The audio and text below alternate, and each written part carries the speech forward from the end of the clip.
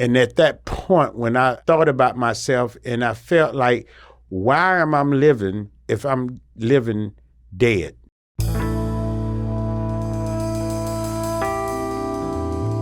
This is the Helping Up podcast, all about addiction, recovery, and grace. I'm Vic King, chaplain at Helping Up Mission in Baltimore, Maryland, and this episode is the story of Bobby Johnson and how despite his stumbles, God has placed Bobby on a path of service and redemption, using his talents as a way to give back. Bobby reminds us that even in our darkest places, we still have a protector who, if we're willing, will help us out of the grips of death and into loving and meaningful relationships.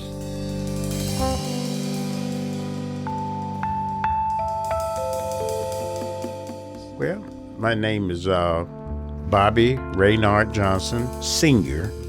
I'm from Salisbury, North Carolina.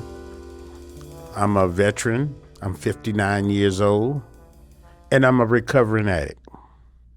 My childhood life was very good. I have no complaints about the way I was raised. I was raised in a southern town. My grandmother mostly did the raising. I was raised by a single parent, my mother, but my father was in my life. I'm the only child with my mother, so I had a little favor coming up. Between my other cousins and stuff in Salisbury, I was the oldest of them all. I remember things about I love to succeed. I always wanted to do things on my own. I was good in acting in theater. Played football. I tried to wrestle, but it didn't work too good. And I was a DJ at 15 years old. I used to laugh because my mother used to tell me I had to wait till I became grown to start doing foolish things. She used to tell me, I've never had any problems on you the whole time you was in school. You never gave me no problems. You always tried to make your own money. But she said, I waited till I got grown to start doing things that was not right, and she didn't understand that. I was in the military from 80 to 92. I was a food service officer. I was a cook in the military, a baker and a cook. And my grandparents had a restaurant, and my grandfather was a chef. So I grew up in the field of food. I got married at 20 years old when I went in the military, and I had a good wife. And me and my foolish ways, I divorced her. And when I got out the military, I got married again on my way out at 32. After I got married, I found out that the woman that I married wasn't the woman I thought she was. And it hurt. It actually really broke me because she had a relationship with my father and I never knew it. And he didn't tell me. Till after I married her, I found out. I was so hurt with the incident between my father and my wife. I was crushed. That's my dad. And me and my dad was tight. I loved my dad. I had a good father. But he was a man of ladies. And I was too. I was following his footsteps. So I guess because I was doing the same thing, it hurt me so bad that I grew behind it. I have grown behind that incident. It has helped make me a better man today because of that incident. Because if it wasn't my father, I would not have cared. But by it being my father, it hurt so bad. So I started hanging out with my classmates that hung out after hours at night, and was started out smoking weed with cocaine powder in it, and then it escalated to crack. I just couldn't embarrass my family being a crackhead So I moved to Tampa, Florida, and that's when it really escalated. I think it was 7 years that I held in resentment that I didn't want to stop. I wasn't trying to stop. And that resentment that I held on to kept me in my addiction.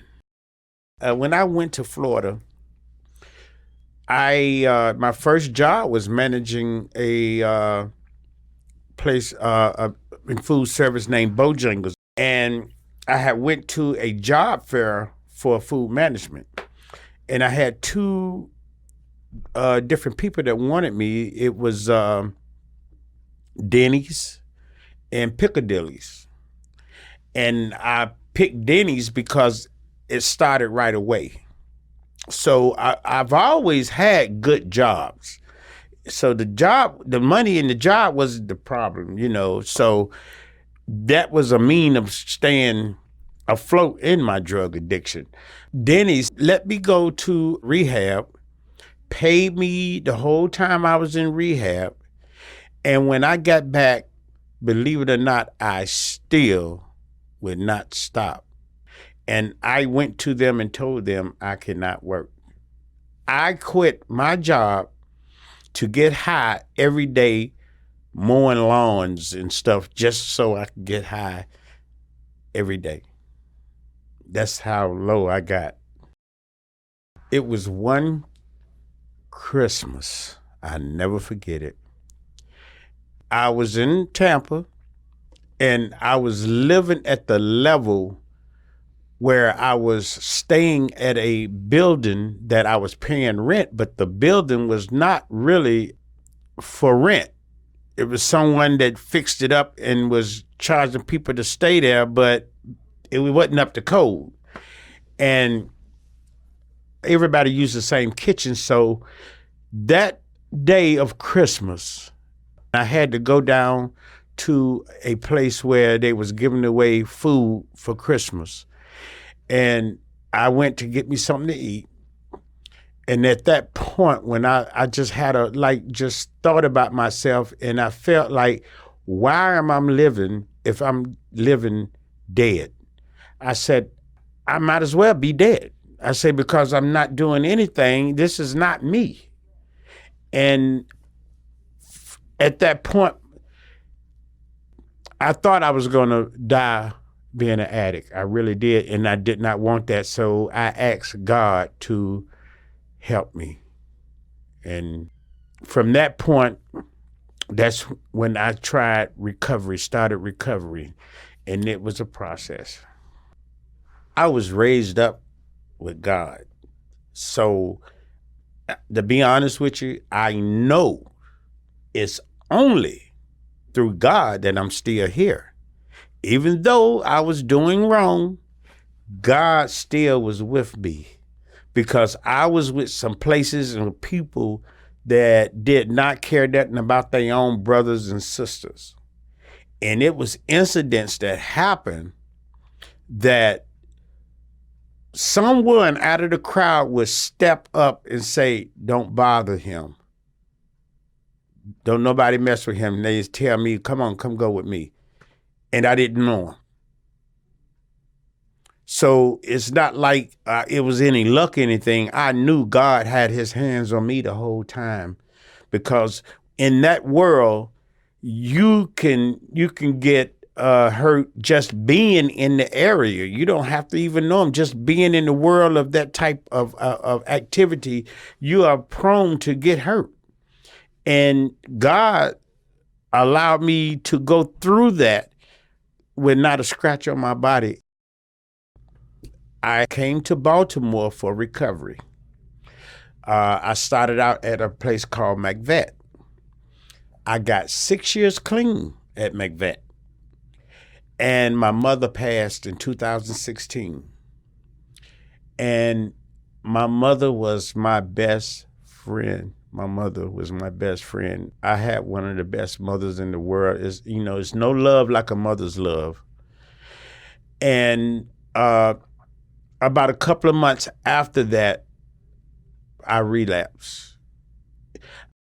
I have a psychiatrist, and I take medication. I had not been taking my medication. I tried to go to the VA to get help and said that I'm having a problem. The medicine is not working like it used to work. And I went through a process of getting back in to see a psychiatrist because by me being in Desert Storm as a veteran, I have PTSD. I'm at a point in my life, it's very easy for me to get sensitive and allow things to be processed different in my head. Dealing with it through the counseling, I go to counseling once a month and stuff, which didn't happen till after I relapsed. I went home to North Carolina, and my church family reached out to me that I have here in Baltimore. My pastor, he called me, asked me how was I doing, and I told him the truth. And he said, well, I want you to come back to Baltimore. He said, I'm sending you a ticket to the train station. You just go there and pick it up, and we want you to come back here where we can get you some help. And I said, okay.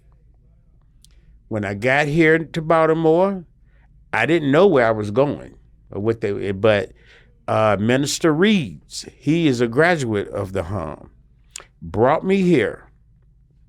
And I've heard of the HUM, and what I had heard, I didn't know, but I wasn't very impressive about it. But when I got here and I found out that it was a spiritual program, I knew that's what I needed because I was spiritually broken.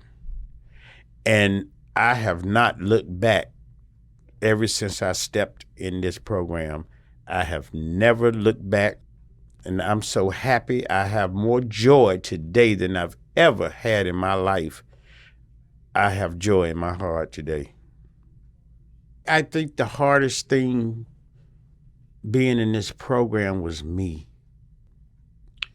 Not being so sensitive of authority, not being humble. Sometimes you think that the world owes you something, and sometimes you have to learn how to shut up, more or less, how to just be submissive to some things, and whether it's right or wrong. It doesn't make a difference. It's people that's in leadership positions that have a job to do, and we may not like it. I could talk about me. I may not like it, but I'm here to get help. So you can't tell help how to help you.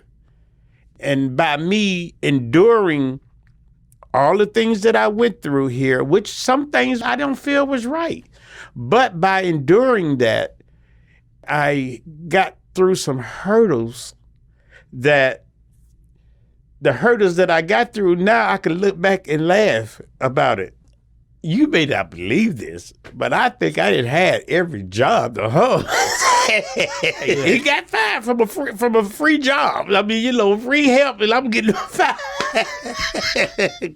and the reasons were not just, but that was the reason they believed, and I went along with it. I mean, I just put my trust in God, and I say, well, they're getting the wrong perception of me. The first night I was here, down in OGS, a bunch of us was talking, laughing, having a good time. Yes. And the person that's on duty told us to be quiet for other people can sleep. And one of the guys said, I'm a grown man. You can't tell me when to sleep.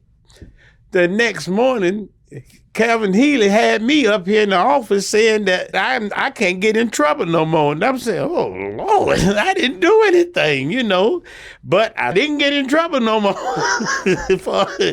and I reminded him that of graduation. I have got online with God since I've been here in this program to a place in my life that I've never been with him like I am now.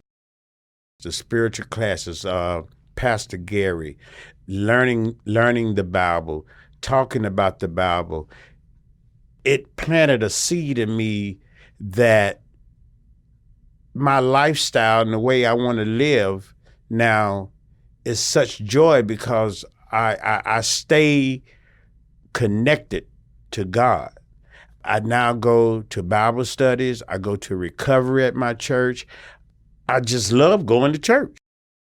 Pastor Gary has a lot to do with me getting online with the Lord and Mr. Mike Rollo. I'm telling you, the hum planted a seed in me, just like I realized that when you start as a seed, they put a seed in me that just turned my life around for as my acceptance of life. Waking up, a lot of stuff just don't matter if it's not that heavy, it will pass. I cannot believe the joy that I have for being in this program and where I'm at today in my life, even with my family, even with my kids, my grandkids. They love their pawpaw. I mean, they calls me and their mother allows them to just call me and say, "Papa, we love you." And they're 5 and 6 years old. And they know who their grandpa is. They calls me all the time, and that gives me encouragement. They have came here to see me. My grandkids, my son, they've been here to the hum and they looking for it and cried when they left. They actually cried because they had to leave their pawpaw. Being here at the hum, some of the guys, I've developed a relationship where we can talk about ourselves. It's not talking about somebody else, but any issues that we have, when we go to eat lunch or something, we'll tell each other on ourselves there's things that's going on with us, and we give each other valuable information, not what we want to hear, but from an outside looking in. You have to let it out. And I think that's one thing that I have learned to do instead of holding stuff in as a man, saying, feeling weak or you less than a man. You have to talk about some things. And when you do that, they can laugh at you. And at the end of the day, you be laughing at yourself too. That is a process that I use most of all, Right now, I'm enrolled in college. My plan is to get a bachelor's degree in culinary. I went to school in 2010 and got certified in culinary from Baltimore International Culinary School. I've already had experience professionally cooking for the military for 12 years, but my goal is to teach high school kids that cannot go to college to learn how to cook and some skills in culinary where they can take care of themselves and their family. That's my goal. My pastor in church is backing me on this, and that's what my pastor wants me to do for the ministry. Our church is also a school from nursery to the 12th grade. So he wants to incorporate this class in the school for the whole city, not just for the school, but other schools can send their kids to this class that cannot make it in college or go to college, but they still can learn a trade. God can use all of us in ways that we don't know. It's somebody out there that your story is their story. And you're the only one that can identify with that person. And I believe everybody's story is for somebody in particular that crosses their path in life.